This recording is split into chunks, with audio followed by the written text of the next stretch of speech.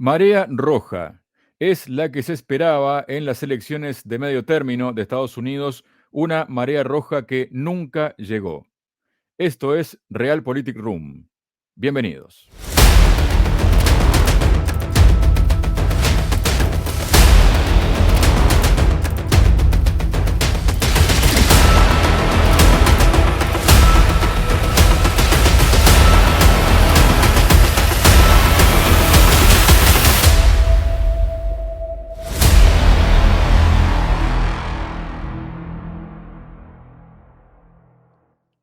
Hola, bienvenidos a otro episodio de Realpolitik Room y tal como anticipaba en la presentación del programa, hoy vamos a hablar sobre las elecciones en Estados Unidos y también de otras cuestiones que están vinculadas al país norteamericano y para ello estoy junto al director del Instituto Español de Geopolítica, Juan Aguilar. Juan, bienvenido a Realpolitik Room. ¿Cómo estás? Ya está, muy bien, un placer como siempre. Muchas gracias, Juan. Y bueno, quería hacerte un pedido, Juan, porque por si las dudas, ¿no? Por si yo llegara a morir antes que vos, yo me gustaría dejar un testamento en el cual si ese año en que yo me muera hay elecciones, yo quisiera presentarme como candidato Y salir. y salir electo, ¿no? En algún ayuntamiento, lo que sea. ¿Cómo ves esto? ¿Será posible? Todo es posible. Y es posible en Estados Unidos, que es, ya sabes, es el país de la magia, de Hollywood y de Disneylandia. Todo es posible. No, bromeo, Juan, en este sentido porque, bueno, ¿no? Se conoció la noticia de que dos representantes de Estados Unidos ganan las elecciones, aunque ya están muertos, ¿no? Se trata de el demócrata Anthony DeLuca, del estado de Pensilvania, y de la también demócrata Barbara Cooper, del estado de Tennessee, quienes fallecieron los pasados días 9 y 25 de octubre, respectivamente, y aún así fueron presentados en las listas, fueron electos, no sabemos si, por lo menos yo no lo sé, no lo tengo claro, de si el electorado sabía que estaba votando a muertos, desconozco si el Partido Republicano tenía esta información y no la utilizó políticamente, y desconozco si bajo la ley norteamericana, estadounidense, mejor dicho, esto podría tal vez implicar un fraude electoral, ¿no? Porque seguro si se cambian los nombres de una papeleta por un nombre de un desconocido, tal vez el resultado hubiera sido otro. Juan.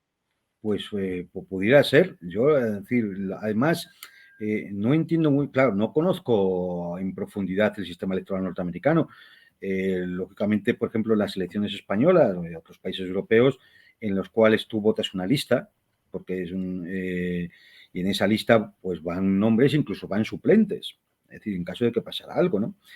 Eh, pero como allí son por circunscripción única, yo no sé si existe el suplente, es decir, el que votas y si no está porque se puede morir, puede fallecer alguien el mismo día de las votaciones, ¿sabes? Y está presentado en forma y demás, y legalmente, entonces le puede ocurrir algo, puede tener un accidente, lo que sea, y el hombre fallece, o la mujer fallece, y yo no sé si existe el suplente que inmediatamente y automáticamente le reemplaza. La verdad es que no deja de ser una nota histriónica como todo lo que rodea la selección norteamericana, ¿no? Es la mayor democracia del mundo, la democracia más antigua del mundo, etcétera, etcétera, etcétera, pero tiene una serie de cosas que son realmente rocambolescas, ¿no? Y una democracia que se intenta exportar desde hace varias décadas, Juan, ¿no? Sí, sí, Imagínate sí. que de ahora en adelante algunos países empiezan a tomar el ejemplo de que, bueno, se muere un candidato, bueno, dejamos el nombre igual, votamos al muerto, no importa. Claro, Total, es el modelo que traemos a Estados Unidos claro, y no sí, sí, pasa no nada, sé. ¿no? No sé, ya digo, es una de esas cosas que en Europa sería incomprensible. O sea, no se puede entender.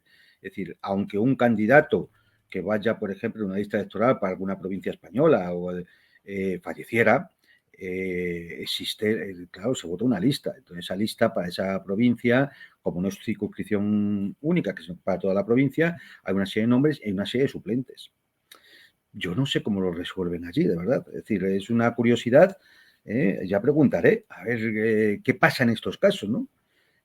Que ya se presentaron en octubre, siendo las elecciones en noviembre, y estuvieran ahí todavía esos nombres, pues no lo sé. Es que, claro, las papeletas estarán hechas desde mucho más tiempo. Y como además en Estados Unidos se permite votar por correo, desde muchas semanas antes y demás. Claro, yo no sé, es decir, imagino que se reglamentará que no se pueden tocar esas papeletas y ya está, y se vota al muerto.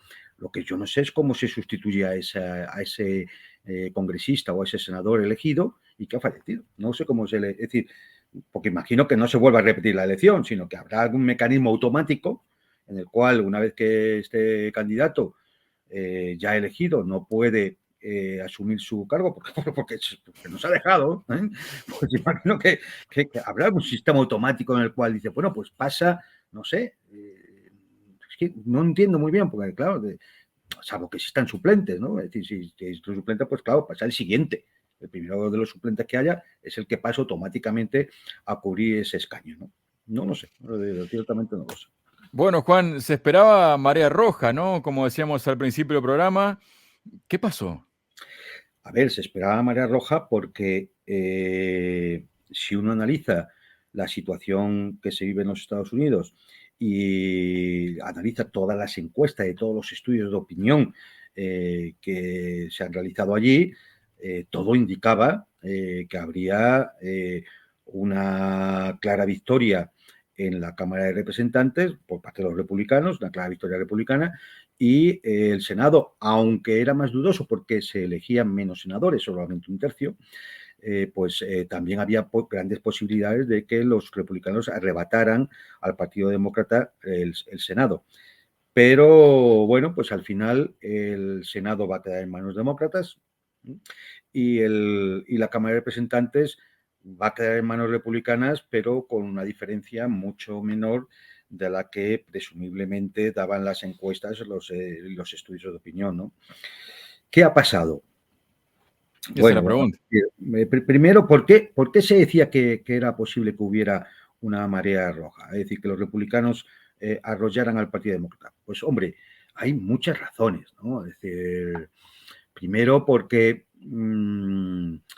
la situación económica en el país es muy mala, con alta inflación, con crisis energética, con aumento de los precios, aumento de las hipotecas, es decir, todo esto crea un amplio descontento entre la población con la actual administración norteamericana. Eh, piensen, pensemos que antes de las elecciones, las encuestas de aprobación de Biden eran la tasa de aprobación aproximadamente del 36%. Es decir, la más baja de los presidentes norteamericanos ante unas elecciones de midterm. Claro, eso se tendría que haber reflejado en las elecciones, ¿no? Más del 50% de la población de los encuestados, de la población norteamericana, que quieren que Biden no se presente a las elecciones de 2024. Es decir, lo dan por ser ya un presidente amortizado. Es decir, de que no vaya, que ni se presente a una reelección, ¿no? También es verdad que, bueno, pues en medio de todos estos problemas, no deja de ser curioso que los temas principales que se discutieron en los más de 35 millones de tweets que se publicaron en todo durante la campaña y demás, que los temas que aparecieran fueran la raza, el aborto, la educación y luego ya la economía, la política exterior o la delincuencia, ¿no? Es decir, bien, estos temas principales son temas que mueve el Partido Demócrata, a los cuales ellos se agarraban a la hora de hacer campaña, ¿no? El tema del aborto, que sabemos que hubo una sentencia del Tribunal Supremo que lo dejó de considerar como un derecho, el tema de la raza, porque es una cosa que está ahora mismo en toda la atmósfera que es social, política, cultural, además que se vive en los Estados Unidos, y el tema de la educación, que es un absoluto desastre, ¿no? Es decir, con el tema de la teoría crítica de la raza, la cultura de la cancelación, la ideología de género, todo esto. Claro, estos son los temas que mueve el Partido Republicano, el Partido Demócrata, perdón. Estos temas principales y que los republicanos pues también han mostrado cierta división entre el gran peso que mantiene Donald Trump y las figuras republicanas que intentan sobresalir, que intentan levantar cabeza como alternativa a la candidatura futurible de Trump en las próximas elecciones, pues esto creo que no les ha favorecido. también hay que decir que ha habido indicios de fraude en algunos estados. Yo no sé, es decir, hay que tener en cuenta que 40 millones de votos eran por correo. Y todos sabemos los problemas que dio ya en las elecciones presidenciales anteriores y en general, siempre que se trata tema de esto, el asunto del voto por correo, porque realmente no es fácil de controlar.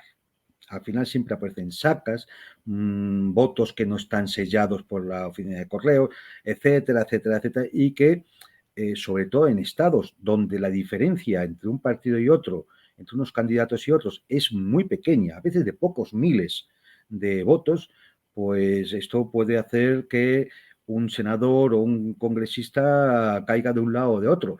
Y claro, cuando en el Senado ahora mismo las cifras son de 50 demócratas frente a 49 republicanos y queda pendiente un senador por Georgia, porque hay que repetir la elección, dado que ninguno de los candidatos consigue un 50% de los votos, pues estamos hablando de que unos miles de votos pueden decidir dónde cae el Senado, decir, quién va a controlarlo. Y no es tontería. Entonces, todos estos indicios de fraudes que ha habido, de las máquinas que dejan de funcionar, de papeletas que no están, de sacas de votos que aparecen. Yo no creo que eso determine unas elecciones, sinceramente. Pero, cuidado, en algunos sitios puede significar un senador, un congresista, además, y dada la igualdad que existe entre los dos partidos, esto puede significar un cambio cualitativo. O sea, no es ninguna tontería, ¿no? ¿Qué más cosas hay? Pues, por ejemplo, es curioso también, y por eso al hablar de la ola roja, es curioso que el voto republicano ha aumentado entre las mujeres, que era un típico voto demócrata en las últimas elecciones, mayoritario en las mujeres blancas, ha aumentado en el voto rural, ha aumentado en el voto republicano en los suburbios, ha aumentado el voto republicano en los jóvenes, ha aumentado el voto republicano en los latinos, ha aumentado, es decir, hay sectores sociales que donde antes los republicanos alcanzaban un porcentaje y ahora lo han aumentado. A pesar de todo eso, los demócratas han sostenido un número de estados donde, bueno, pues siguen siendo mayoritarios. ¿Qué creo yo, sinceramente? Pues que efectivamente los republicanos han fallado en una cosa. ¿En qué? En dejar que los temas de discusión, de debate en las elecciones sean sus temas. No sea, aunque ha aparecido alguna declaración republicana respecto al control de los dineros que se le mandan a Ucrania o respecto a las corruptelas de Biden y su hijo en sus negocios oscuros, aunque han aparecido cosas de estas, la realidad es que lo importante que sería la política exterior, la economía, fundamental, la economía o la delincuencia o incluso la libertad, como concepto, es decir, como poder permitir que uno tenga su opinión, es decir, el luchar contra la censura de las redes sociales y de las big tech que hemos conocido, es decir, bueno, pues se lo dejan arrebatar por una serie de temas que realmente no son los críticos en estos momentos, dada la situación del país, como es el asunto de la raza o el aborto, o la ideología de género o cosas de este tipo, ¿no? Yo creo que ellos han fallado, tampoco han expresado, no se les ha visto como un bloque, es decir, acordémonos de aquella elección donde Trump se alegró de que perdiera eran las primarias, es decir, que perdiera una determinada candidata republicana, la hija de Cheney, es decir, hay un claro enfrentamiento con otros sectores republicanos, incluso, bueno, pues un más y un menos con el gran triunfador de Florida, que ha sido Ron DeSantis, ¿no? Es decir, esta división republicana, no saber aprovechar los temas importantes, no saber aprovechar la caída de popularidad de Biden y efectivamente, no dar ese impulso de lo que se estaba jugando en estos momentos, unido a las campañas mediáticas, a que la inmensa mayoría de los medios de comunicación están manejados por los demócratas, unido a los posibles indicios de fraude electoral que haya, pues han dado como resultado las cifras que vemos, ¿no? Todo esto tiene luego sus explicaciones, ¿no? También es verdad que en esta campaña mediática, y esto obedece a otra cosa que podemos hablar ahora, todo el mundo dice, no, Trump ha sido el gran derrotado de estas elecciones de midterm, ¿no? Bueno, esto es relativo. Esto es mucho propaganda porque hay una campaña clarísima dentro del Partido Republicano entre los sectores que quieren eliminar a Trump como candidato para el 2024 y los que le apoyan. Trump endosó 350 candidatos suyos, proclives a su línea, en las listas republicanas. Ahí había para senadores, congresistas, gobernadores, fiscales, etcétera, etcétera, ¿no? De estos 340 candidatos, 340 han salido elegidos. Es decir, que estamos hablando de un 90% de que los candidatos que propuso Trump han salido elegidos. Es decir, hombre, una derrota de Trump no parece. Lo que pasa es que aquí esto es un claro síntoma de la lucha interna que existe en el Partido Republicano. Juan, y a propósito que estamos hablando de estas elecciones en Estados Unidos, ¿no? Quiero compartir unas palabras que también ha pronunciado el presidente de Estados Unidos, Joe Biden, en el contexto de estas elecciones de medio mandato. Él se rió y aseguró y dijo que se asegurará de que Trump no vuelva a ser presidente de Estados Unidos. Dijo, solo tenemos que demostrar que Trump no tomará el poder si se postula, asegurándonos de que bajo los esfuerzos legítimos de nuestra Constitución no se convierta nuevamente en el próximo presidente. Más allá de cómo lo justifica, ¿no? Cuestiones legítimas, uno piensa en cuando, en la vez anterior, en que él dijo que se aseguraría de que no funcionaría el Nord Stream 2 si Rusia invadía Ucrania. Entonces, uno ve ahora otro postulado de Biden diciendo que se asegurará de que Trump no sea presidente. ¿Qué podemos pensar, Juan? Bueno, podemos pensar lo deteriorada que está la democracia norteamericana. Es decir, cómo se atreve un presidente frente al líder de otro partido a decirle que nos vamos a asegurar de que no vuelva a ser presidente. ¿Pero dónde estamos? Es decir, vale, es verdad que Trump puede tener algún tema judicial pendiente de los que les han montado. Muchos de ellos claramente son montajes. Es verdad que Trump puede tener unas primarias en el Partido Republicano frente a otros candidatos y no puede presentar. Y da la sensación que si todo eso falla, pues igual volvemos al fraude o volvemos a censurarle en las redes sociales y cosas por el estilo. Yo creo que es un muy mal síntoma este tipo de declaraciones. Es decir, no se corresponden con lo que uno entiende que es una lucha limpia entre contrincantes electorales por ganar el favor de los votantes, ¿no? Es decir, yo creo que esto es otro mal síntoma de cómo está la sociedad norteamericana. A ver, yo creo que hay que, ya que estamos hablando de Trump, intentar profundizar un poco en el asunto. ¿Quién era Trump? Trump era un outsider. Sí, un multimillonario, un empresario, un chalao, es decir, Un paracaidista, Juan. Un paracaidista, efectivamente. Un paracaidista que aparece ahí en medio y en un momento determinado por su populismo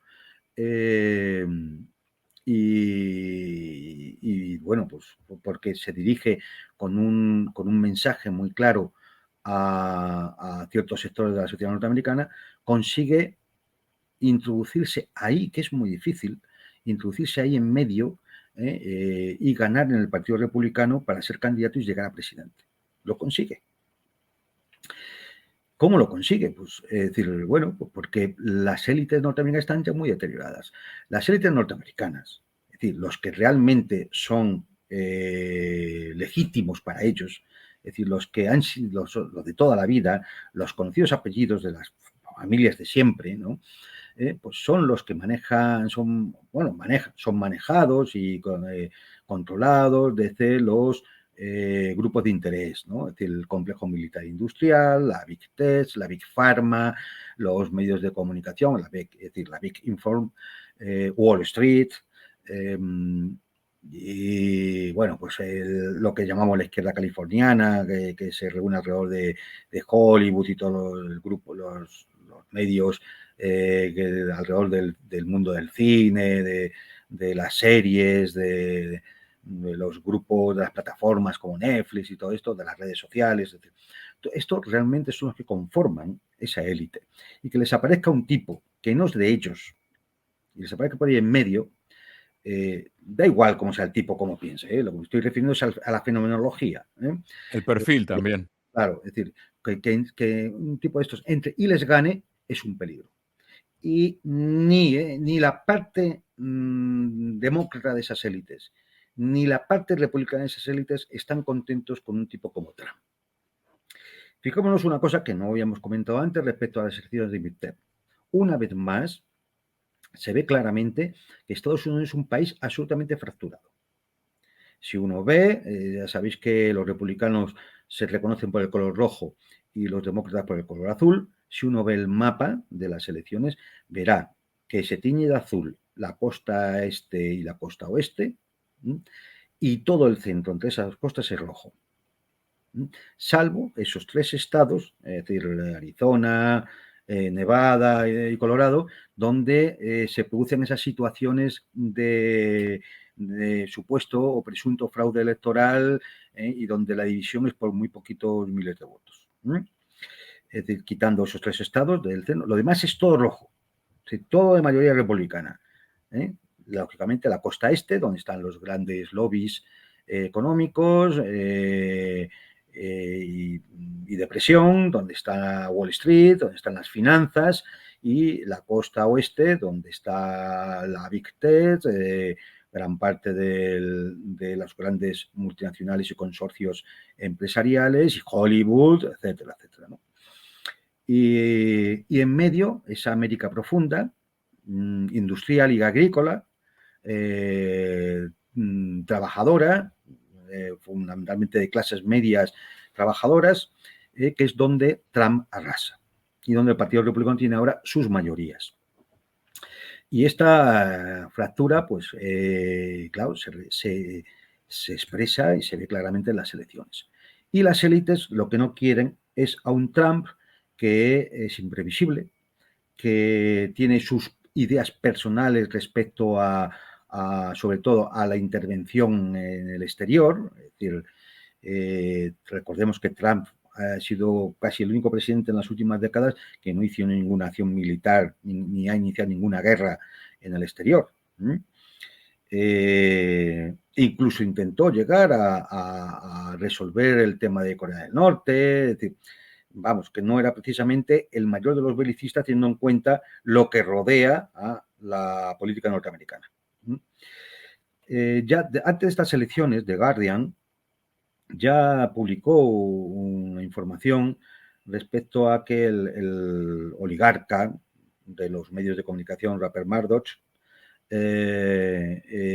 había iniciado una campaña contra Trump. Hay que recordar que este señor es el que dueño del Wall Street Journal, del New York Post, de la Fox, que teóricamente siempre era el canal de televisión que apoyaba a los republicanos, etcétera, etcétera. Y inició una campaña claramente contra Trump, para impulsar la imagen de Ron DeSantis, que es el gobernador de Florida, ¿no?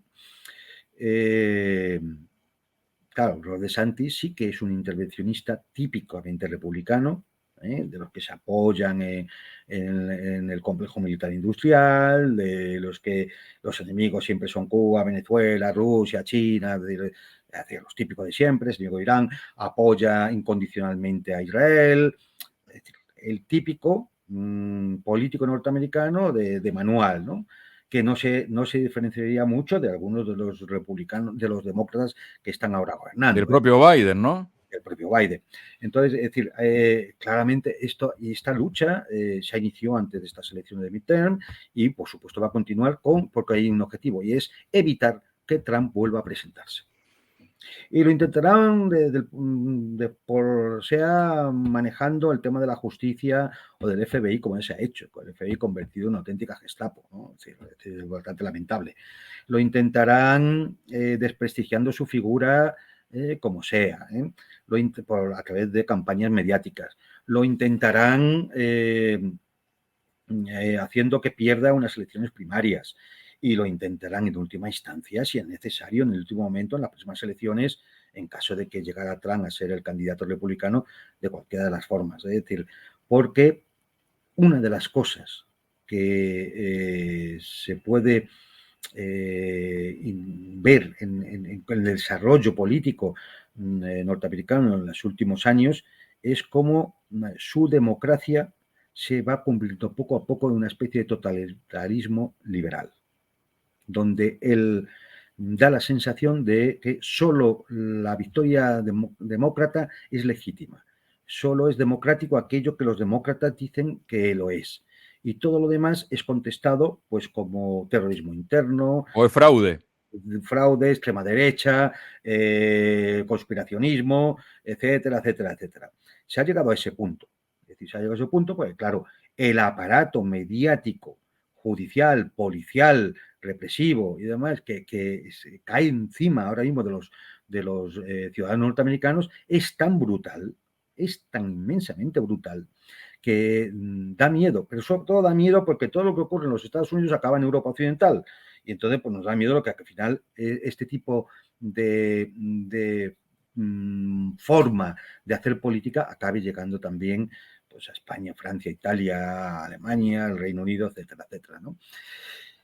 ¿Por qué ocurre esto también? Pues porque los Estados Unidos están sufriendo, tienen una crisis debido a una serie de fracturas estructurales que la están poco a poco carcomiendo. Y este es el gran problema. Se está carcomiendo el estilo de vida de Estados Unidos, como les gusta decir. Exactamente, efectivamente. De una forma un poco resumida, ¿qué tipo de fracturas son esas? Bueno, una la hemos comentado, hay una fractura política, hay dos Estados Unidos, es decir, el de la costa este y oeste y el América profunda de los estados centrales, ¿no? Es decir, eso existe, es así, se ve elección tras elección y lo hemos comprobado una vez más en estas últimas de midterm. Hay más fracturas. Por ejemplo, la sensación real que se tiene de imperio en decadencia, es decir, de la pérdida de la hegemonía mundial. De ahí todo lo que estamos viviendo a nivel geopolítico del enfrentamiento con Rusia, con China, con Irán, con los BRICS, con los que apoyan o están insertos en alguno de los tipos de alianzas que se sustentan en Eurasia, pues sea la Organización de Cooperación de Shanghái, sea la Unión Eurasiática, sea cualquier cosa de estas. Es decir, ¿por qué? Porque ellos tienen claramente la sensación de que las potencias emergentes van en dirección hacia un mundo multipolar donde Estados Unidos no sería ya el actor supremo, la potencia indispensable, el destino manifiesto, el pueblo elegido, todas estas cosas que se inventan ellos, porque habría otros actores, ¿no? Y eso pondría además en peligro su gran... ¿cómo decir? La columna vertebral sobre la que se asienta realmente los Estados Unidos, que es una economía basada en el dólar, que es lo que le permite financiar una impresionante deuda impagable de 36 billones con B, billones europeos, de dólares. Entonces, esta sensación de pérdida de la hegemonía a nivel internacional es otro problema que lógicamente se siente en los Estados Unidos. También tenemos la existencia de una economía absolutamente especulativa, es decir, donde basada precisamente en el dólar, que no está respaldada por nada. Está solamente respaldada porque los países todavía siguen necesitando esos dólares para realizar transacciones internacionales. Juan, aquí en este sentido tiene importancia el BRICS, ¿no? Porque, bueno, ya hay 4 países que han solicitado unirse a lo que sería el BRICS Plus, como son Arabia Saudí, Irán, Argentina y Argelia. Sí, hay otros 12 países más y, bueno, uno se imagina si los BRICS entre ellos empiezan a comerciar en sus propias monedas, esto sería un golpe importante para el dólar, No, ¿no? no, más aún, de esto ya se habló en la reunión de Samarcanda, es decir, no solamente que se empiece a comerciar sus propias monedas, no, es que la intención, el proyecto, es sacar una moneda de respaldo entendida para las transacciones que realicen los distintos países de Shanghái, ¿no? Esta moneda que estaría respaldada por oro y por recursos naturales. Claro, esto destroza el dólar. Es decir, ten en cuenta que la confianza del dólar y el por qué todo el mundo tiene que utilizarlo, fundamentalmente porque se pagan las facturas energéticas, es decir, la factura del petróleo, del gas y demás que realizan los países, pues a los productores de petróleo, lo que se llamó el petrodólar, ¿no? Es decir, y claro, si esto deja de ser así, porque se empiezan a utilizar las monedas nacionales o porque se puede utilizar otra moneda que te acepta los productores de petróleo como Arabia Saudita o los Emiratos, que te acepta China y te acepta India, que te acepta Rusia y te acepta Pakistán, Irán, y Argentina o Brasil. Es decir, claro, todo esto hace que el dólar deje de ser lo que es. Y si deja de ser lo que es, no se podría financiar la deuda norteamericana. Y sin eso, la economía norteamericana colapsa, porque es una economía especulativa. No hay industria. Precisamente Trump quiso, cuando él hablaba de volver a hacer grande América, era que las industrias norteamericanas volvieran allí y volviera a ser un país industrial, un país productor, un país... pero no, es decir, ni siquiera se consiguió rebajar, aumentar el peso de la industria y la agricultura, ni siquiera en los 4 años de Trump, ahora mucho menos. Es decir, sigue bajando, sigue siendo cada vez una economía más especulativa, que vive a costa del resto del mundo. Esta es la realidad. Y si eso al final, claro, va teniendo repercusiones, y la economía se va debilitando y eso al final llega también al ciudadano de la calle. Otro factor, por ejemplo, el factor social. Es decir, socialmente también es un país dividido y enfrentado, dividido por la existencia de una cultura de la cancelación, es decir, de censura pura y dura, de represión, donde se refleja mucho en la educación, donde el tema de la teoría crítica de la raza exige, por ejemplo, que tenga que haber cuotas en las universidades o en los institutos en función del origen étnico. Con lo cual, pues para dar paso a cubrir esas cuotas se perjudica a estudiantes de otros grupos étnicos que pudiendo entrar, porque tienen nota para ello, no pueden porque ya los cupos están cubiertos. Y me refiero especialmente a los estudiantes orientales, ¿no? De China, Japón, de Corea y demás. El tema de la ideología de género, donde bueno, estamos viendo, y esto también se refleja ya en la Europa occidental, hay un choque entre los que quieren seguir manteniendo el modelo de familia tradicional, las tradiciones y demás, frente a un mundo de 98 géneros que se autodeterminan a sí mismo un día sí, otro también, y puedes ir cambiando de género la vez que te dé la gana, donde, es decir, donde se crea un caos social en el cual no se ve que haya nada sólido ni fijo, ¿no? Y eso, claro, va minando la propia sociedad norteamericana, donde la cultura está constreñida o son según los cánones impuestos por lo políticamente correcto o acaba siendo censurado, ¿no? O sea, se ha llegado a censurar las matemáticas, se ha llegado a censurar las obras de autores blancos, películas, porque en su momento ahora realizadas hace décadas y que ahora se podían considerar que no van de acuerdo a la ideología dominante o a lo políticamente correcto, ¿no?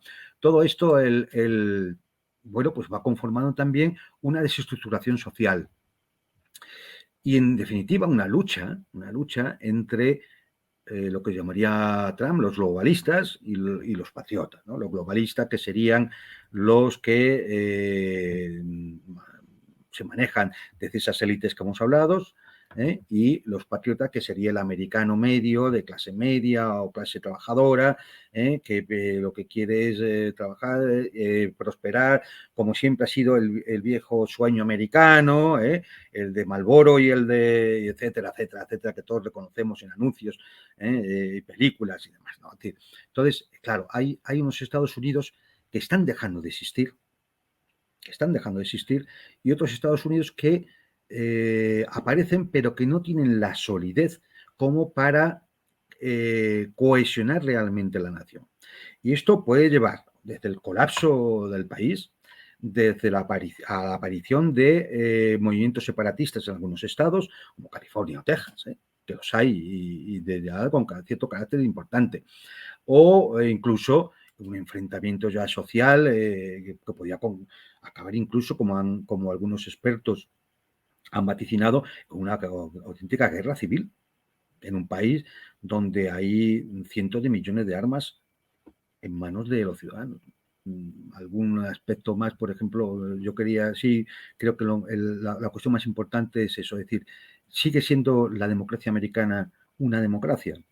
Es decir, no estaremos asistiendo a la aparición de un nuevo tipo de totalitarismo, una nueva dictadura supremacista, no basada ni en la raza, ni en la lengua, ni en la clase, sino en lo moral. Es decir, en lo que yo considero, poder, las élites, consideramos que es lo bueno y lo malo.